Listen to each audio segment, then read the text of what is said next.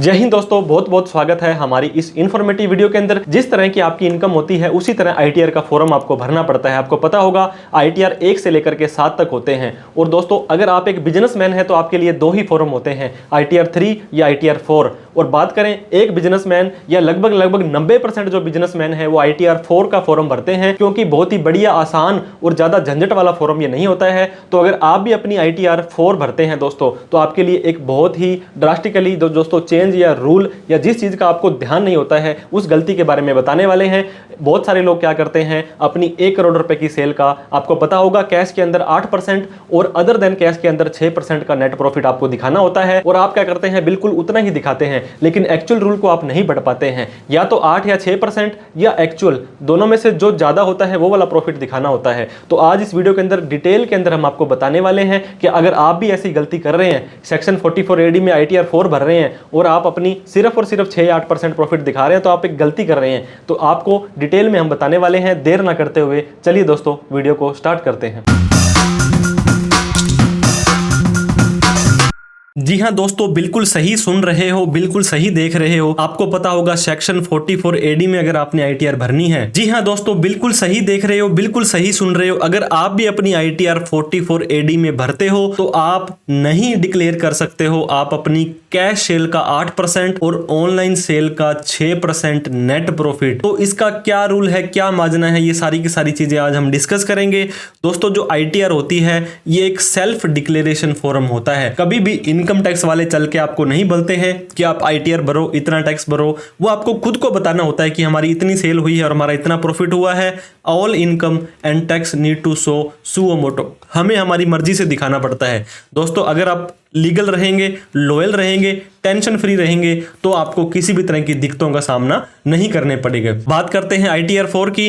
दोस्तों आईटीआर 4 यानी कि 44AD एक सिंपलेस्ट बिजनेस का फॉर्म है। आईटीआर 4 है जहां पर आप अपनी सेल दिखाते हो, आप अपना प्रॉफिट दिखाते हो, आप ओटीपी डालते हो और आपकी आईटीआर फाइल्ड हो जाती है। आईटीआर 4 के अंदर और कई बार आईटीआर 3 में भी आप अपनी प्रेजम्पटिव टैक्सेशन में आप अपनी इनकम दिखा सकते हो। 90% बिजनेस जो होते हैं दोस्तों वो अपनी आईटीआर 44AD या 44ADA में दिखाते हैं। तो कुछ चेंजेस हैं, कुछ पॉइंट्स हैं। अगर आप अपनी आईटीआर 44AD के अंदर भरते हो तो आपको क्या क्या चीजें ध्यान देनी है। दोस्तों अगर आपकी सेल 2 करोड़ रुपए तक है और मैं बात करूं अगर फाइनेंशियल ईयर 25-26 के लिए सरकार ने बोला था कि आपको 12 लाख रुपए तक टैक्स नहीं देना है, और सारी की सारी अगर आपकी ये सेल ऑनलाइन आती है तो आपको कम से कम 6% प्रॉफिट दिखाना है। तो 2 करोड़ का 6% होता है 12 लाख रुपए, और कोई इनकम नहीं है तो 12 लाख रुपए टैक्स फ्री हो जाएगा। तो बहुत सारे ऐसे लोग दोस्तों 2 करोड़ रुपए अपने अकाउंट में लेंगे और उसका सिर्फ 6% नेट प्रॉफिट दिखाएंगे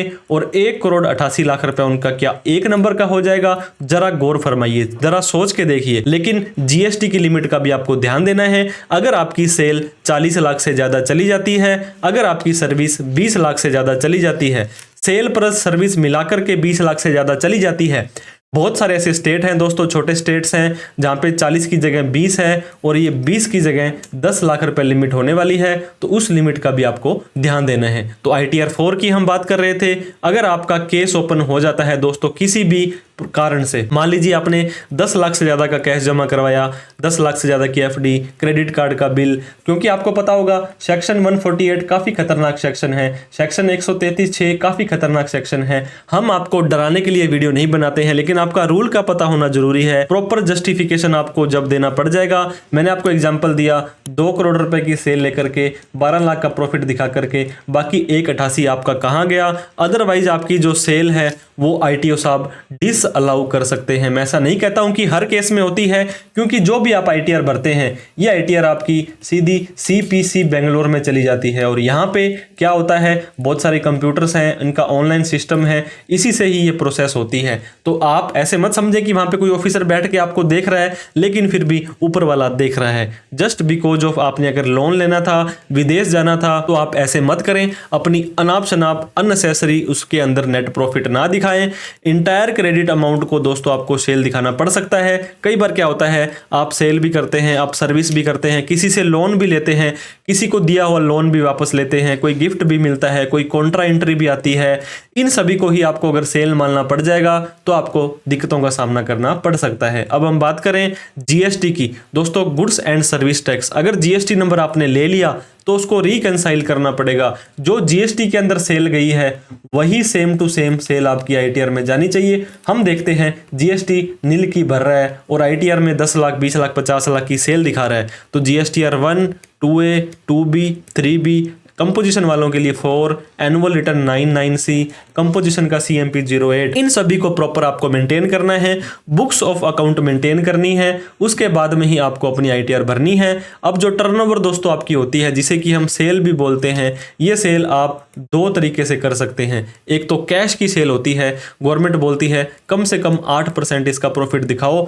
कम से कम दिखाओ इसका मतलब ये नहीं है कि आप यही दिखा दो, कम से कम या जो भी आपका एक्चुअल है दोनों में से ज्यादा दिखाना है। और अदर देन कैश के अंदर आप ऑनलाइन, नेट बैंकिंग, यूपीआई, अगर आपका बारकोड लगा हुआ है तो गवर्नमेंट कहती है कम से कम 6% नेट प्रॉफिट आपको यहाँ पे अपना दिखाना पड़ेगा। अब बात करते हैं एक्चुअल प्रॉफिट का फिर क्या रोल आ गया। दोस्तों बहुत बड़ी मिस्टेक करते हैं 95% लोग आईटीआर भरते समय अपनी कैश का, अदर देन कैश का तो 6% प्रॉफिट दिखाते हैं और कैश सेल का 8% प्रॉफिट दिखाते हैं, और एक्चुअल प्रॉफिट को वो दिखाते ही नहीं है, बताते ही नहीं है। और उनका एक कहना होता है कि सर हम तो 44 AD में भर रहे हैं, हमने कौन सा बही खाते, बुक्स ऑफ अकाउंट बनाए हैं, तो हमारे लिए ये संभव ही नहीं है, पॉसिबल ही नहीं है कि हम अपना एक्चुअल प्रॉफिट बता पाएं। लेकिन दोस्तों अगर आपकी सेल है 1 करोड़ रुपए और वो सारी की सारी ऑनलाइन है, तो सरकार क्या कहती है कि आप कम से कम इसका 6% प्रॉफिट दिखाओ, जो कि कितना होता है, 6 लाख रुपए होता है। लेकिन एक्चुअल में तो आपका प्रॉफिट आया है 2 लाख रुपए।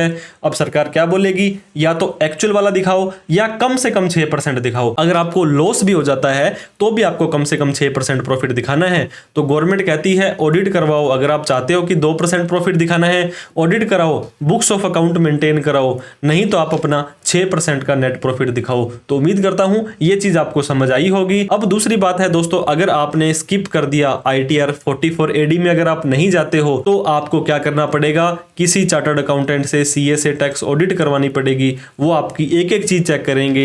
आप 10,000 से ज्यादा की कैश में पेमेंट नहीं कर सकते हो। अगर आपकी टर्नओवर 1 करोड़ से ज्यादा है और रिपोर्टेबल ट्रांजैक्शन से ज्यादा किसी को पेमेंट करते हो तो टीडीएस काटना पड़ेगा। मतलब बहुत तरह के कंप्लाइंसेस दोस्तों आपको करने पड़ेंगे।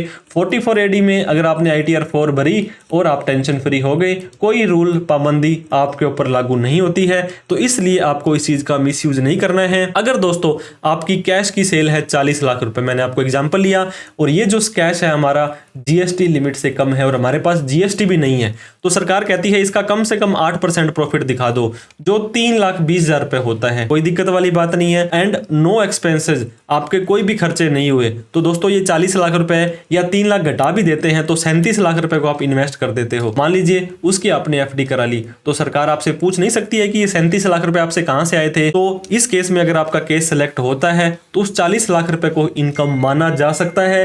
टोटली डिपेंड करेगा दोस्तों जीएसटी डिपार्टमेंट पर, इनकम टैक्स डिपार्टमेंट पर, सीपीसी बेंगलोर पर। लेकिन फिर भी अगर आपकी एक्चुअल सेल नहीं है, इफ नो एक्चुअल सेल, या क्रॉस कर रहे हो आप थ्रेशोल्ड लिमिट, क्यों 44 AD की आईटीआर आपकी सीपीसी बेंगलोर, मैंने आपको बताया कंप्यूटर ही प्रोसेस करता है, तो आपकी आईटीआर प्रोसेस हो जाएगी, चाहे आप 1.5 करोड़ रुपए की भी दोस्तों सेल दिखाते हो और आप 8% नेट प्रॉफिट दिखाते हो, तो भी 12 लाख रुपए टैक्स फ्री हो जाएगा। और ये 1.5 करोड़ रुपए को आप यूज भी कर सकते हो, लेकिन उसको इस तरह से यूज करें ताकि आपकी रिपोर्टेबल ट्रांजेक्शन्स ऑनलाइन ना आए। आपने मान लीजिए 1.5 करोड़ कैश जमा करा दिया, 1.5 करोड़ की एफडी, क्रेडिट कार्ड, प्रॉपर्टी खरीद ली, अगर इस तरह का कोई ट्रांजैक्शंस करते हो तो आपको थोड़ा सा बचना है, ताकि एक बार केस पकड़ में आ जाता है तो दोस्तों हर एक चीज का आपको जवाब देना पड़ जाता है। तो आपको प्रिपेयर रहना है, आप अपने रिकॉर्ड और जो भी ट्रांजैक्शंस करते हो उसके रखने हैं। सेल्फ कंप्यूटेशन आप अपनी तैयार रखें, मेरे पास तो इतना पैसा आया था, मैंने इतना प्रॉफिट दिखाया। इंडस्ट्री का कंपैरिजन जरूर करें दोस्तों। कई बार आपका सेम पड़ोसी है, वो कम से कम 20% प्रॉफिट दिखा रहा है और आप कह रहे हो मुझे तो 6% ही हो रहा है, तो उस चीज़ का भी ध्यान दे।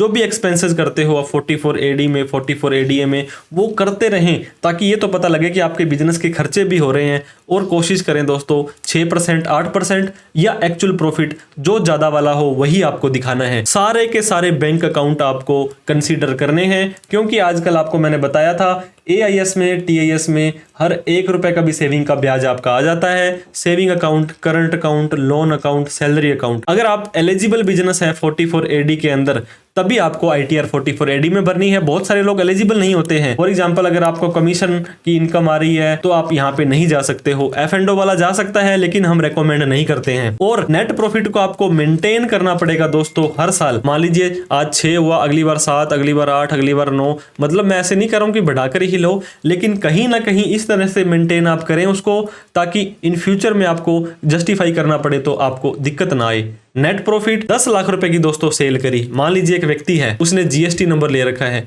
और GST में 10 लाख की सेल गई। अब उसे ITR बढ़िया चाहिए। आपको पता होगा 7 लाख रुपए इनकम टैक्स फ्री है, तो वो बोलता है कि कोई बात नहीं 7 लाख रुपए अपनी प्रॉफिट दिखा दो, वो टैक्स फ्री है।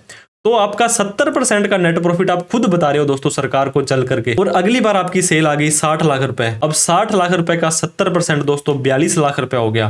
क्या आप अगली बार 42 लाख रुपए नेट प्रॉफिट दिखाएंगे? नहीं दिखाएंगे। तो इस केस में ITO आपसे खुद कह सकता है कि भाई साहब पिछली बार तो आप 70% प्रॉफिट हुआ था और इस बार आप कहते हो कि मुझे तो 6% या 8% हुआ है। तो आप खुद ही अपने बातों में ना फंसे दोस्तों। इस तरह से आप उसको मेंटेन करें ताकि कोई भी दिक्कत ना आए। आपका एक पर्सनल चार्टर्ड अकाउंटेंट जरूर होना चाहिए। अगर आपके पर्सनल CA नहीं है तो 88,750,42,000 पर आप हमें कॉल, मैसेज, व्हाट्सअप कर सकते हैं। दोस्तों बहुत सारी चीजें ऐसी होती हैं जो 44 ADA में ध्यान रखनी होती है, तो अगर आप ध्यान रख करके भरेंगे तो कोई दिक्कत नहीं आएगी। वीडियो अच्छी लगी हो तो लाइक करें। अभी तक हमें सब्सक्राइब नहीं किया है तो प्लीज सब्सक्राइब करके हमारा हौसला बढ़ा दें। बहुत मेहनत से आपके लिए वीडियो बनाते हैं। इस वीडियो को उन सभी लोगों में शेयर करें जो सेल करते हैं, मैन्युफैक्चरिंग करते हैं। ITR 4 का फॉर्म जो 44 AD में भरते हैं उनको पता होना जरूरी है। कोई डाउट, क्वेरी, क्वेश्चन हो तो कमेंट करके जरूर पूछें। Thank you so much for watching this video. जय हिंद, जय भारत।